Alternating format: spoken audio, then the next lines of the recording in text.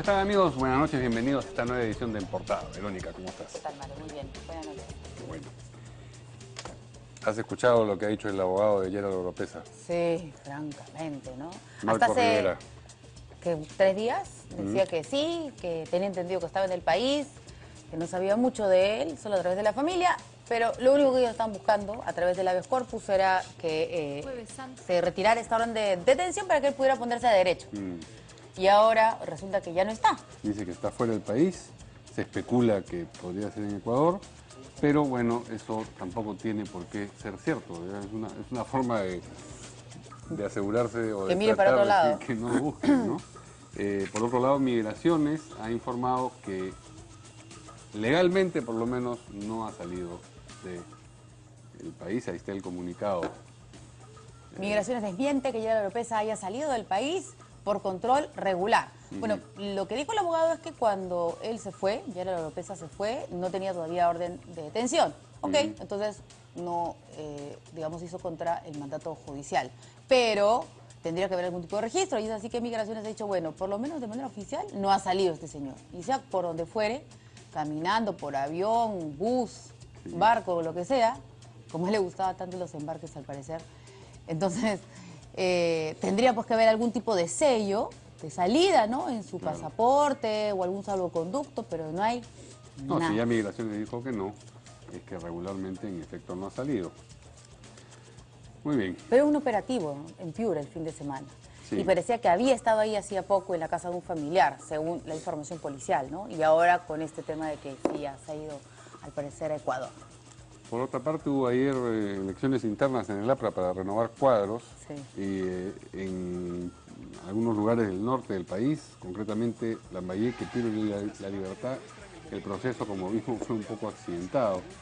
Hubo actos de protesta de parte de militantes y simpatizantes, en particular en el distrito de La Esperanza, donde el proceso tuvo que ser suspendido porque se encontraron cédulas ya marcadas a favor de uno de los candidatos.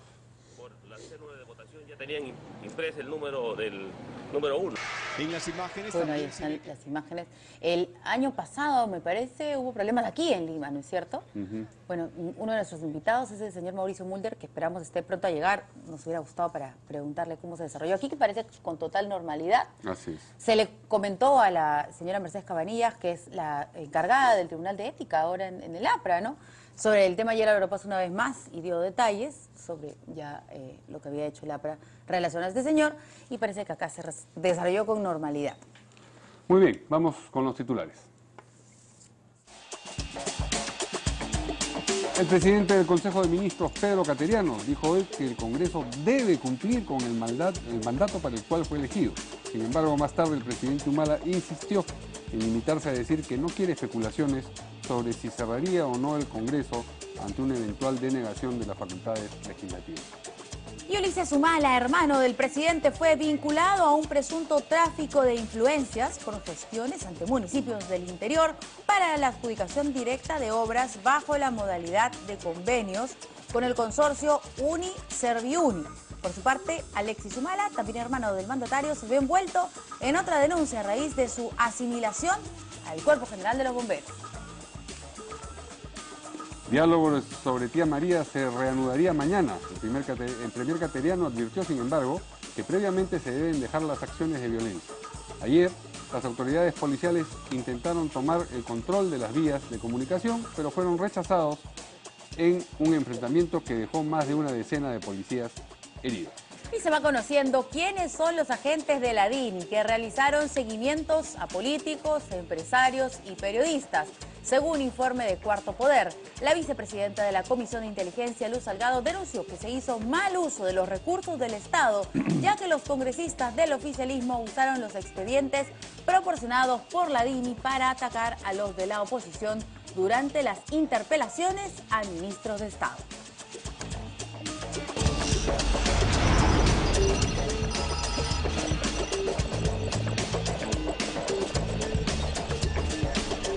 Muy bien, nuestros invitados de esta noche, dos congresistas del oficialismo, Omar Chejae. ¿Qué tal, congresista? ¿Qué tal, ¿Cómo está? Mario, Verónica, Mauricio? ¿Qué Hola. tal? Buenas noches. Y por Concertación Parlamentaria, y por el Partido Aprista, Mauricio Mulder. ¿Qué tal? ¿Qué tal? Buenas noches. Comentábamos, Yo a ver, por favor. sonreía, Sí. disculpe, pero que sonría porque cada titular que leíamos, el congresista Chejade.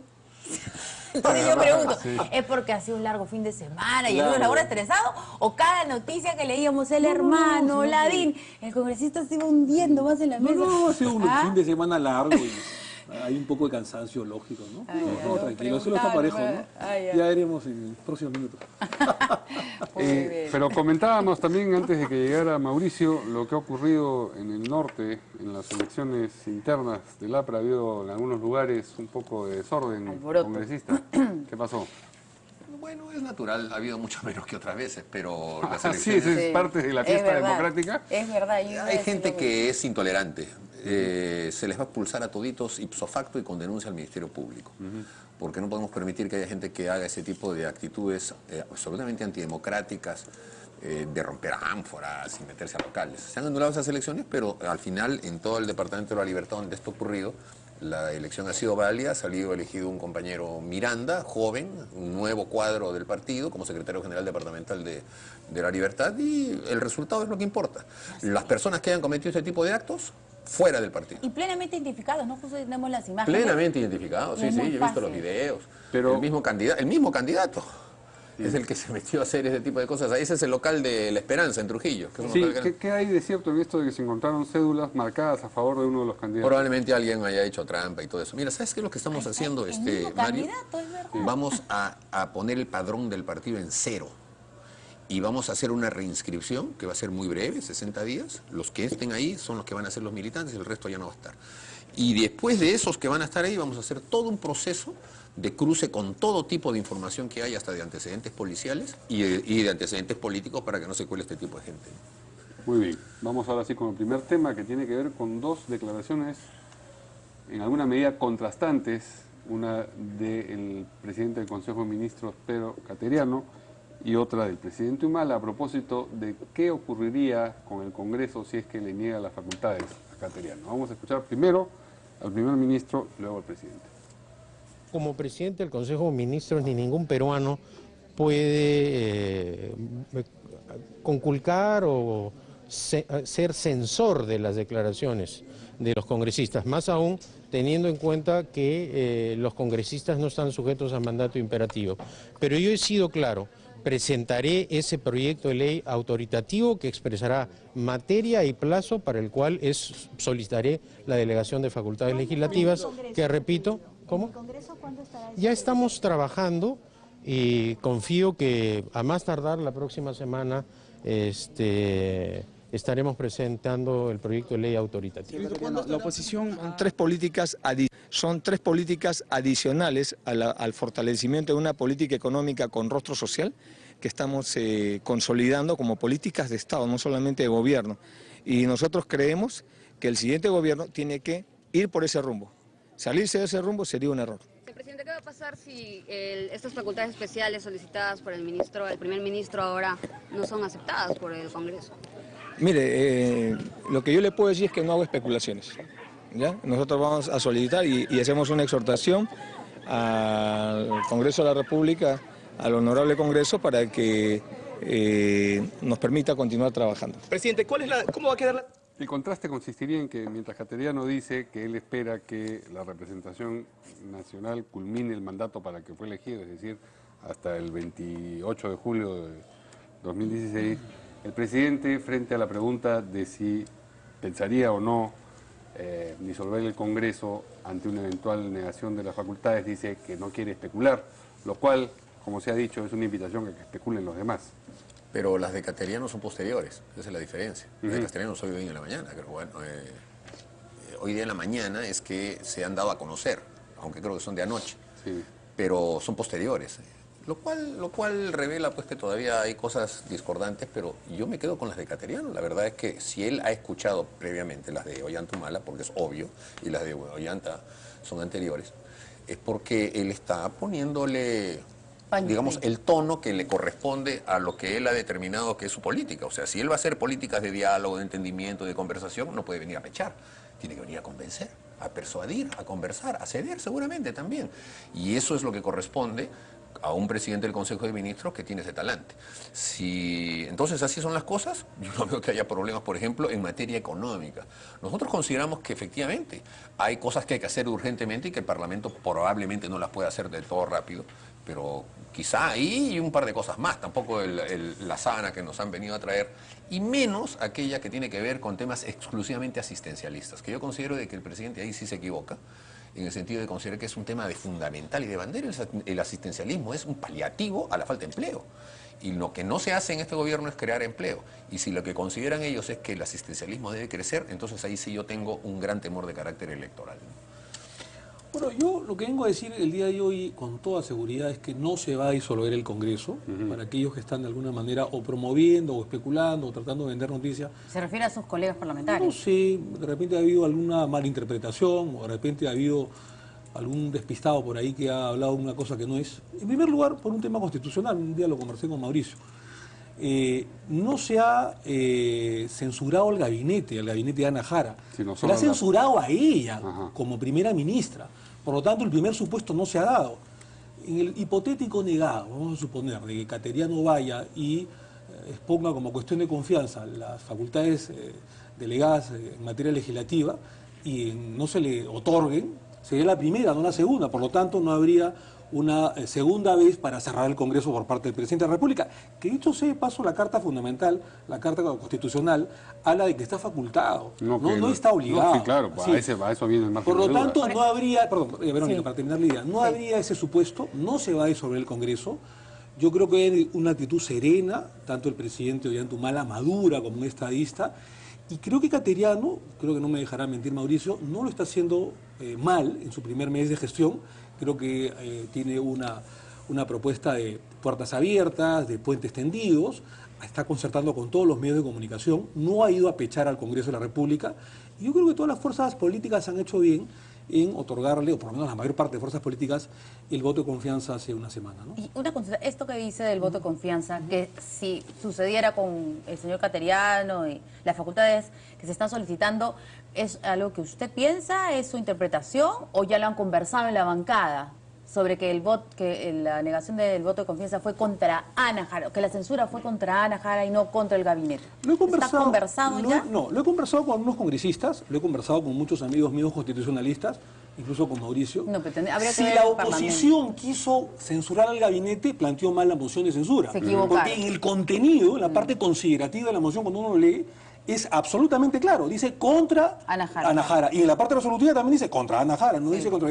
Es cierto que el gabinete entra en crisis total. Eso yo sé que Mauricio seguramente lo ve. El gabinete, como consecuencia de censura, entra en crisis total. Pero si entra en crisis total, no podrían ser otra vez ratificados los mismos ministros, como han sido mayormente, en su mayoría, ratificados. Por lo tanto, la censura ha sido contra Ana Jara y no contra el gabinete. No se ha dado el primer supuesto, y si hubiese, hablo de manera jurídica, no política en este momento, una cuestión de confianza negada a Cateriano por las facultades legislativas delegadas que va a solicitar, sería la primera y no la segunda. En segundo lugar, no hay ninguna motivación ni ningún sentido de cerrar el Congreso de la República. El presidente de la República lo tiene bastante claro. Pero no lo expresa bastante claramente. Es decir, cuando se le pregunta, él dice, no, yo no quiero que haya especulaciones. Podría ser igual de claro de lo que ha sido usted en este momento, y no lo es. Bueno, son estilos, pero conociendo al presidente de la República, él quiere mantener una estabilidad política y económica como la está tratando de mantener el premier Cateriano. Yo creo que no le hace bien que un poder político tan importante como es el Congreso de la República sea cerrado, porque esto no hace otra cosa que ahuyentar las inversiones, generar inestabilidad política, no le hace bien al país, no le hace bien a las inversiones, ni mucho menos al crecimiento económico que queremos retomar, ¿no? Bueno, en primer lugar, yo sostuve la tesis de que cuando se censura al presidente del Consejo de Ministros se produce crisis total de gabinete y se produce crisis total por la censura y todo el gabinete se va. Esa era mi tesis. Pero el propio gobierno efectivamente dijo, no, aquí solamente se ha censurado a la señora Ana Jara, porque en la moción así lo dice. No necesitaba decir que fuera todo el Consejo de Ministros, porque reitero, cuando se produce crisis total de gabinete por censura, eso le corresponde a todos. Pero como después el gobierno interpretó lo que acaba de decir Omar, y nombró a los ministros de nuevo, al propio Cateriano en la prueba de que es parte del gabinete anterior, entonces ya el supuesto de que era una crisis total de gabinete no se ha dado. O sea, una crisis bamba, porque no puede ser crisis que yo me voy censurado hoy día y al día siguiente regreso en la mañana de nuevo, eso que no es censura. Y entonces, al no darse ese supuesto, esa amenaza de la disolución era una amenaza vedada. Y eso estaba implícito cuando dimos el voto de confianza. O sea, cuando venían y decían, no le quieren dar el voto de confianza porque tienen miedo de que disuelva el Congreso, ahora a Cateriano, no, mentira. Si ahí era claro de que la anterior no había sido una crisis total y por lo tanto no dar una confianza ahora no hubiese producido. Eso ya queda para nosotros descartado. Y probablemente hay que ser generosos. Ollantumala, por no entrar en estas disquisiciones de carácter jurídico, ha dicho, mejor no especulemos. O sea, claro. ya, ahí para queda no entrar el en tema. detalles y terminar de repente... Entonces lo que tiene que hacer ahora Cateriano es plantear una disuasión. ¿Cuál era el peligro? Que viniera y de acuerdo al último párrafo del artículo 132 de la Constitución haga cuestión de confianza de una iniciativa ministerial. En cuyo caso ahí se podía dar una situación en la que él, al perder la confianza, producía crisis total de gabinete. Aunque hubiese sido exactamente una figura parecida, pero se iba él. igual hubiera sido complicado. La misma ¿cierto? interpretación. Entonces, pero ¿sabes por qué? Porque él declaró, yo recuerdo, en expreso, apenas salido, de que la política de hacer iniciativas, de confianza sobre iniciativas parlamentarias, él la iba a practicar. Es más, él ya lo hizo en un tema de defensa, solo que generó consenso y no hubo problema. Entonces, si él, además, con todas esas declaraciones, y es verdad, Omar en ese momento que hubo el toletole en el Congreso, él se acercó y dijo, no, esa no es una posición oficial, la que había esgrimido Santiago Gastañadú, en el sentido de decir de que con el voto ya estábamos votando un 2 por 1. Pero no fue el único Gastañadú. Y fueron otros. Sí. Pero afortunadamente el propio Cateriano puso paños fríos en el tema y lo explicó.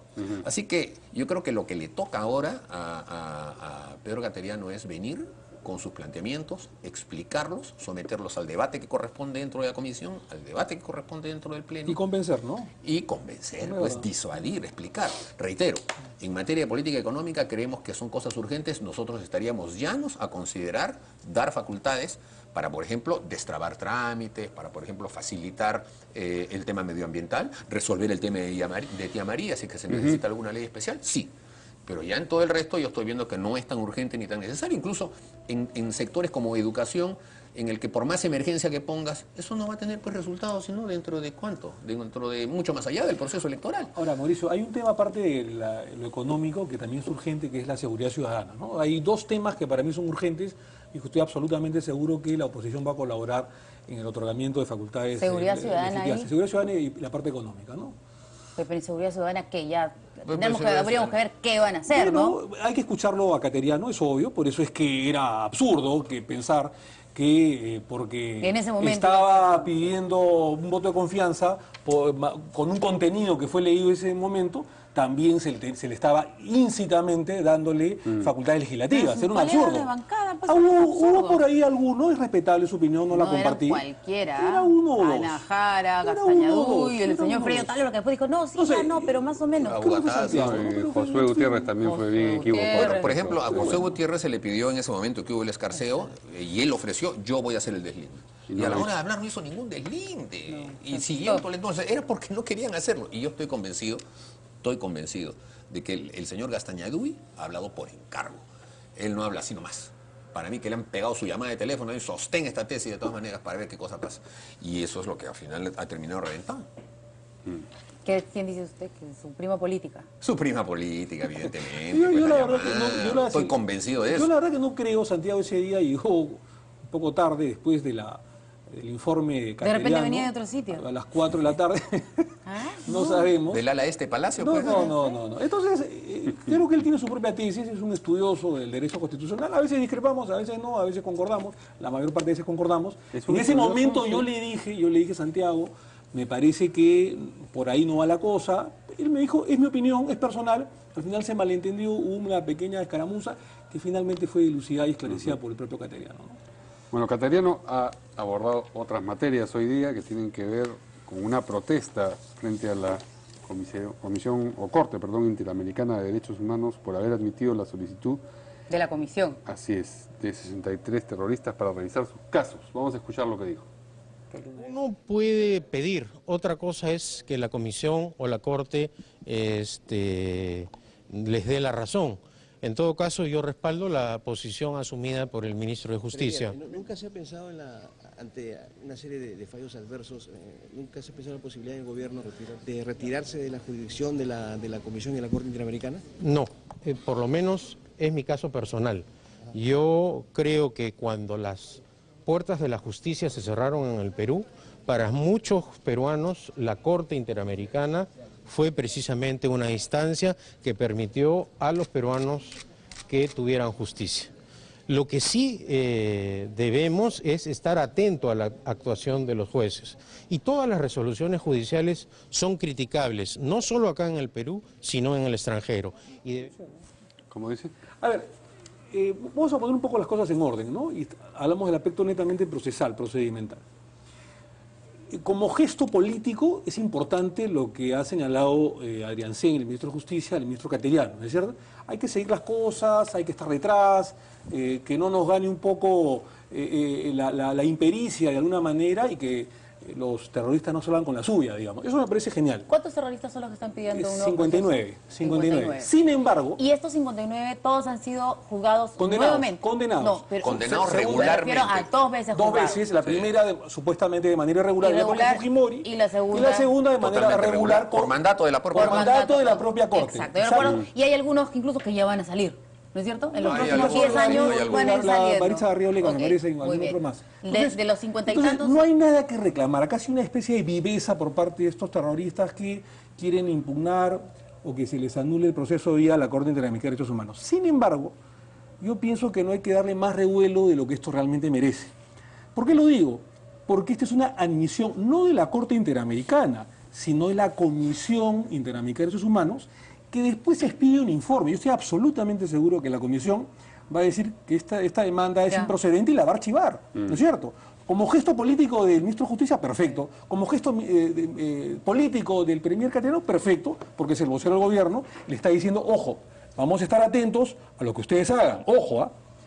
Pero de ahí a pensar de que la Comisión Interamericana de Derechos Humanos va a formalizar una opinión ante la Corte Interamericana para que cerraran los casos, me parece imposible, así que hay que mantener la calma, ¿no? Bueno, yo creo que dado los antecedentes de la Comisión, sí es muy fácil que, al contrario, recomienden abrir proceso. Se trata de personas que viven en Torre de Marfil, teóricos del derecho, que no tienen sentido práctico, todos viven en los Estados Unidos, tienen poca vivencia en sus propios países latinoamericanos, menos en el Perú, no conocen la realidad peruana, fallan en Torre de Marfil como si estuvieran en nubes y solamente sobre la base de textos. Y creo que por eso es que siempre cometen los errores que han cometido. ¿Cómo es posible que admitan, porque hay una parte anterior, que es la de la revisión antes de la admisión, que admitan casos que han sido correctamente sentenciados en sede interna, después de las propias recomendaciones de la Comisión, de la Corte? Que ellos, o sea, anularon los jueces sin rostro, anularon la sentencia de cadena perpetua, hicieron una serie de revisiones, el Estado peruano se allanó, comenzó todo de nuevo y recibieron condena regular con jueces regulares, etcétera. Y ahora otra vez. Yo creo que lo que están persiguiendo son las indemnizaciones, porque es muy fácil decir, bueno, como se demoraron tanto y el juicio duró demasiado, entonces violaron el derecho humano, por ejemplo, al juicio rápido y a una justicia pronta, indemnización. Eso me parece que sería protervo, sobre todo si detrás de ellos están la Comisión Nacional de Derechos Humanos y la PRODE, que son al final los que terminan empujando este tipo de cosas para ver si se ganan alguito en el porcentaje de las indemnizaciones.